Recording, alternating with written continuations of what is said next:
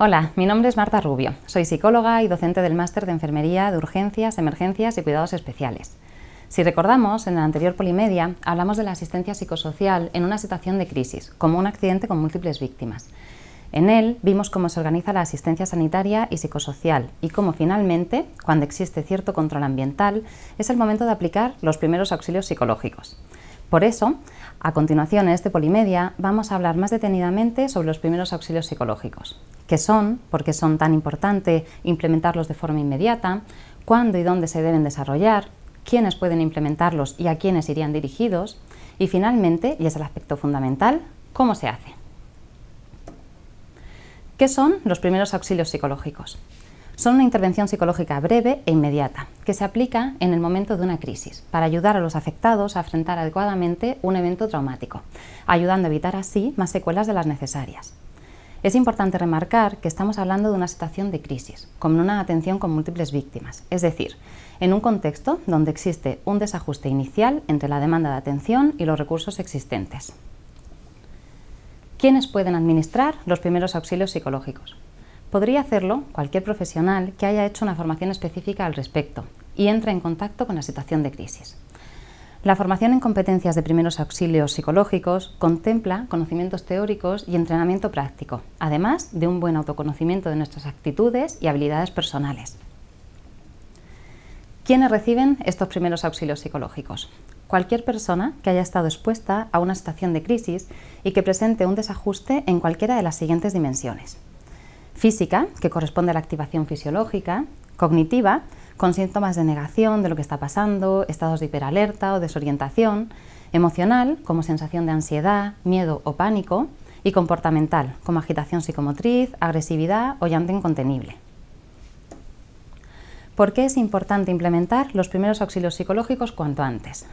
La Organización Panamericana de Salud, en 2002, justifica el propósito de los primeros auxilios psicológicos en base a que permiten detener el proceso agudo de descompensación psicológica, aliviando así las manifestaciones sintomáticas y el sufrimiento; estabilizar al individuo y protegerlo del estrés adicional, reduciendo los sentimientos de anormalidad o enfermedad; evitar complicaciones adicionales; restaurar las funciones psíquicas y readaptar a la persona a las nuevas condiciones tan rápido como sea posible; prevenir o mitigar el impacto del estrés postraumático y facilitar la asistencia profesional a medio o largo plazo si fuera posible.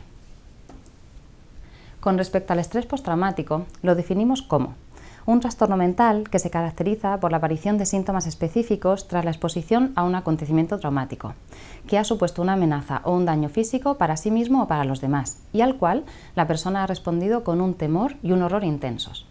Se trata de una situación traumática que involucra un daño físico o es de naturaleza muy amenazadora o catastrófica para el individuo. Los síntomas más característicos de este trastorno son la reexperimentación del evento traumático, con recuerdos e imágenes del acontecimiento recurrentes e intrusos, o incluso teniendo la sensación de que el acontecimiento está ocurriendo de nuevo. También se presentan conductas de evitación de estímulos que pueden asociarse al trauma, junto con una sensación de aturdimiento y dificultad para reaccionar hacia el mundo exterior o de participar en él. Y también se caracteriza por presentar un estado de hiperalerta con una gran activación fisiológica. ¿Dónde aplicar los primeros auxilios psicológicos? Una vez que estemos en el lugar del acontecimiento traumático, es importante seleccionar aquel escenario que pueda garantizar mejor una zona segura, tranquila y confortable. ¿Cuándo aplicar los primeros auxilios psicológicos? Es importante aplicarlos tan pronto como sea posible. Como vimos en la anterior Polimedia, en el momento inicial de la crisis es fundamental la gestión ambiental y favorecer la autogestión grupal, pues a partir de ese momento, ya en un entorno alejado de la zona cero, es cuando se pueden y se deben aplicar las primeras ayudas a nivel individual a aquellas personas que sigan manteniendo un desajuste personal. Y llegamos a la parte más importante de este tema. ¿Cómo se hace todo esto? Siguiendo una estructura muy sencilla, podríamos esquematizarlo de la siguiente forma. En un primer momento es importante controlar el contexto. Esto significa tener un cierto control del ambiente seguro, conocer la zona y contar con un sistema de comunicación con el resto del equipo. En un segundo tiempo es fundamental establecer el contacto con la persona que va a recibir los primeros auxilios psicológicos. Esta es una fase fundamental, ya que hasta que no exista un contacto real y aceptado por la víctima, no se puede avanzar en las siguientes medidas. Y finalmente, trabajaremos sobre la sensación de control emocional, mental y social, en este orden, asegurando así el establecimiento de unas competencias mínimas de afrontamiento. Vamos a verlo paso a paso. Con respecto al contexto, es importantísimo conocer el entorno donde nos encontramos. Podemos estar en un hospital de campaña, en un tanatorio o en un auditorio, y en cualquiera de estos lugares debemos conocer las zonas de acceso, cuántas puertas hay, dónde están los baños, saber si existen puntos de información y, sobre todo, dónde se realiza la afiliación de cada una de las víctimas atendidas. Esto es, que cualquier persona que precise primeros auxilios psicológicos debe ser filiada y asignada a un auxiliador, que deberá contar también con un número de teléfono activo para poder comunicarse con el resto del dispositivo. Teniendo un conocimiento suficiente del contexto y una vez que la víctima está afiliada e identificada, podemos ocupar una zona que sea segura, tranquila y confortable, donde establecer un buen marco relacional con la víctima. Por último, es importante contar con un sistema de comunicación vertical, es decir, que la organización del dispositivo sepa en todo momento que un determinado auxiliador está prestando ayuda a una determinada víctima en un sitio concreto y con un número de teléfono conocido y accesible. En este punto es fundamental establecer un contacto adecuado con la víctima. Se trata de establecer un vínculo empático que nos permita acceder a esa persona. Una buena presentación inicial es importante, así como tener una actitud calmada y explicar el propósito de nuestra intervención. Podemos ofrecer a la víctima otras formas de ayuda para que esté más cómoda, una bebida, una manta, algo de comer. En estos primeros momentos son fundamentales la actitud y las habilidades personales del auxiliador, es decir, contar con un buen autocontrol personal para favorecer este primer contacto. Las principales herramientas que se utilizan en esta fase serían el uso adecuado del lenguaje no verbal, como la mirada, la postura, el tono de voz, los gestos, la distancia o el uso de los silencios. Y por otra parte, la escucha activa. Es importante sobre todo que la persona se sienta acompañada y entendida. Esta fase garantiza la existencia de empatía con la víctima y hasta que no se completa no se puede trabajar en el resto de los primeros auxilios psicológicos. La complicación potencial que puede existir en esta fase es que no se consiga ese estado de empatía con la víctima y esto puede ocurrir por diversas razones.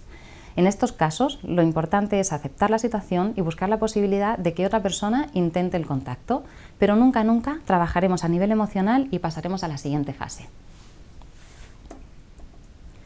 Ya en esta siguiente fase vamos a trabajar el control emocional. Aquí, al contar con un entorno seguro y un contacto cercano con la víctima, tenemos el medio apropiado para permitir una expresión emocional adecuada y así poder identificar los sentimientos que aparecen.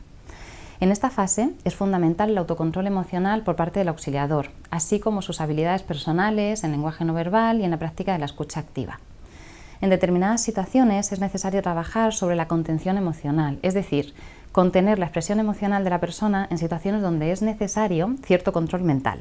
Por ejemplo, a la hora de dar información a los servicios de emergencia o escucharlos atentamente, o en los casos en los que pueda haber un riesgo de contagio emocional a otras personas. En el plano mental, una vez conseguida cierta estabilidad emocional, es importantísimo explicar que todo lo sucedido es anormal, atípico, extraordinario. Sin embargo, las reacciones y síntomas que presenta son adecuadas y esperables en esa situación vivida. Esta es la forma natural de ratificar que los síntomas son normales ante la anormalidad y lo extraordinario de lo que han vivido. En este punto, es muy importante garantizar que la víctima haya entendido exactamente qué es lo que ha pasado y ofrecerle toda la información que demande y que desconozca. En esta fase también se evalúa si aparecen distorsiones cognitivas, ya que estas son siempre indicadores de un peor pronóstico. Algunas de las distorsiones cognitivas que más pueden aparecer son la personalización, que implica que la víctima se cree culpable o responsable de algo de lo ocurrido. La etiquetación, que supone una creencia de generalización excesiva hacia uno mismo con pensamientos del tipo «soy un desastre», «todo me pasa a mí», y los «debería», que son los más frecuentes y que siempre llevan asociados una gran carga de culpa, como los del tipo «yo debería haberme dado cuenta de que algo no iba bien» o «tenía que haber pasado por otra zona». También en esta fase debemos valorar cuál es la función cognitiva básica de la víctima, sobre todo a la hora de poder tomar decisiones propias. Cuando estamos seguros de que su procesamiento de la información es ajustado, es el momento para explicarle en qué consiste el proceso natural de recuperación después de una situación como la que han vivido. Además, se le indican los sistemas de apoyo formales e informales existentes para superar esta situación. Finalmente, cuando la víctima está emocionalmente estable, y es mentalmente competente para tomar decisiones, es el momento de dar la ayuda a nivel social. Debemos buscar su red de apoyo social inmediata, conocer qué familiares o amistades pueden hacer el soporte en este momento. Se identifica la estructura social y se permite la inclusión de esas figuras en este momento de la intervención. También se verifica la idoneidad de la red social seleccionada y se observa la funcionalidad de la misma. Para finalizar esta fase, se explica a la red social de ayuda cuáles son los siguientes pasos a seguir y nos ponemos a su disposición, pero ya en un plano secundario, porque se entiende que a partir de ese momento la estructura social inmediata de la víctima formará el núcleo de apoyo principal. Y ya para terminar, recordamos que para la aplicación de los primeros auxilios psicológicos son fundamentales la actitud y las habilidades personales del auxiliador. Un buen autocontrol emocional y una gran carga de empatía son fundamentales para adaptar nuestra ayuda a las necesidades de la situación a la que nos enfrentemos. Muchas gracias.